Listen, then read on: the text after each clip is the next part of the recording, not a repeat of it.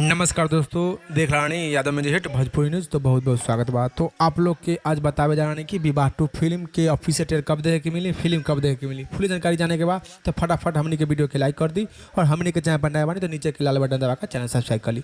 आप लोग के बता दी कि प्रदीप पांडे चिंटू जी की फिल्म है विवाह। विवाह फिल्म के गाना आया है आम के अचार, जो कि बहुत ही बड़ा एगो रिकॉर्ड बना दिला वीडियो, जो कि 200 मिलियन व्यू प्राप्त कर ले बा। तो वीडियो में खास बात बाकी 200 मिलियन तक व्यू प्राप्त कर ले बा, मुझे कोई लाइक बहुत ही कम मिलल बा, करीब 3 लाख मिलल बा।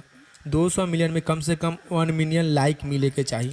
तो वीडियो में का कारण बा, का कमी बा कि दर्शक लोग वीडियो के तो देखले बानी, मुझे लाइक न कर ले बानी। तो आप लोग जरूर अपना राय और विचार नीचे कमेंट बॉक्स में बताएं कि आम के अचार के वीडियो में का कमी रहे कि वीडियो पर लाइक न मिलल बा।